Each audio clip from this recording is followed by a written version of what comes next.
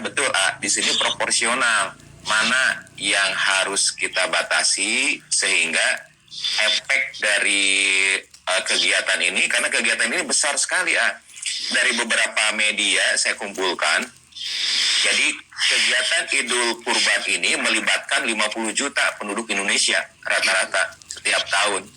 Jadi andai kata 50 juta yang terlibat ini tidak kita kendalikan, khawatirnya nanti terjadi sesuatu yang justru akan berimbas pada umat Islam.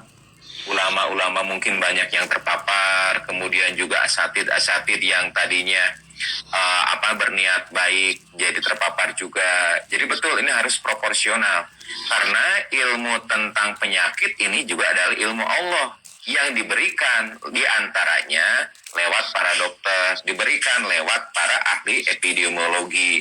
Nah, karena ini adalah ilmu Allah dan sudah jelas kita ada yang boleh, ada yang tidak boleh, cari titik temunya seperti apa. Nah, itulah yang dilakukan oleh Kemenag. Alhamdulillah sangat rinci di sana. Misalnya bahwa untuk pemotongan hewan kurban itu dianjurkan di RPH. Tetapi di sana juga memfasilitasi andai kata ada keterbatasan dari RPH, maka ada beberapa acuan yang bisa kita ikuti, diantaranya di lapangan terbuka, tidak diikuti oleh keluarga, hanya petugas kurban saja. Kemudian juga dengan petugas terbatas. Misalnya kemudian daging kurbannya itu tidak boleh ada antrian, harus diantar ke rumah-rumah. Nah, sebetulnya esensi kurbannya kan dapat, bukan berarti dilarang untuk berkurban, sama sekali tidak. Saya tidak membaca satupun. Yang ditiadakan itu memang ada sholat Idul Adha. Sholat Idul Adha ditiadakan di sana. Kita tahu bahwa kalau dari usul fikih, untuk mencegah suatu kemudorotan itu lebih utama daripada mengambil suatu manfaat atau keutamaan. Jadi sahabat-sahabat semua, betul kata Akhil, tolong berpikir jernih, jangan emosional. Karena ini juga ada ilmunya. Saya yakin ilmu-ilmu para ulama-ulama kita di MUI, begitu ya, insya Allah mereka juga punya tanggung jawab keilmuan tentang keislamannya. Rekan-rekan di pengambil keputusan di kalangan medis juga sama.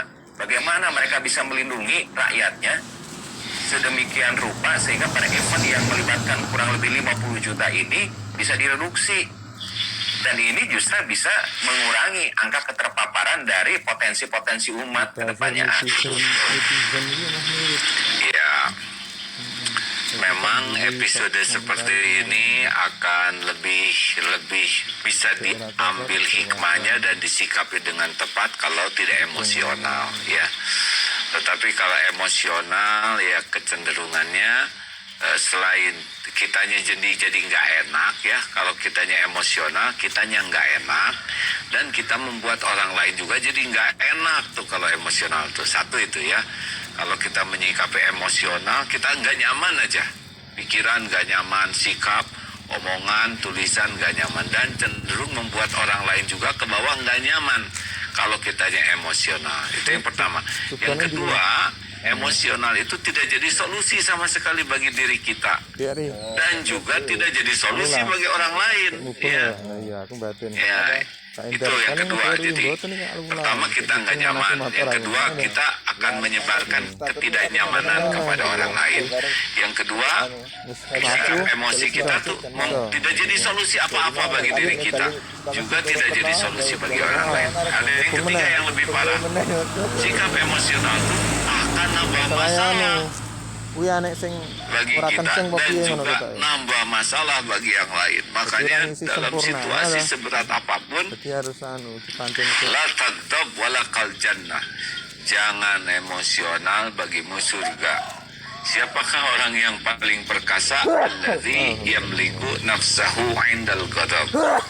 Orang yang paling perkasa, yang paling bisa mengontrol amarahnya, emosinya. Nah, ini dalam situasi sesulit apapun kita punya kewajiban tetap jernih, karena keadilan itu hanya bisa ditegakkan dengan kejernihan, tidak dengan amarah.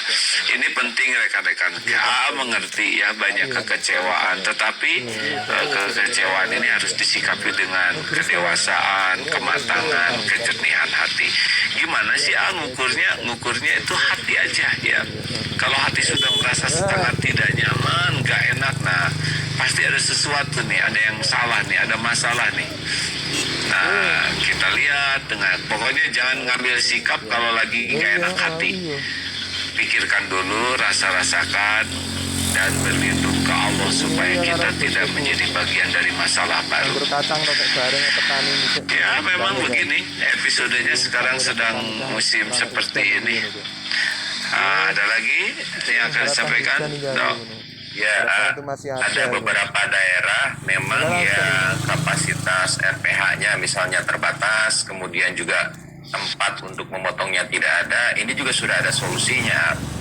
Itu bagi sahabat-sahabat misalnya ada di zona di level 4 ya, level dengan tingkat penularan sangat tinggi dan tidak memungkinkan untuk melakukan pemotongan di daerah, ada fasilitas bisa dititipkan misalnya ke lembaga-lembaga yang misalnya kredibel dan sudah terpercaya.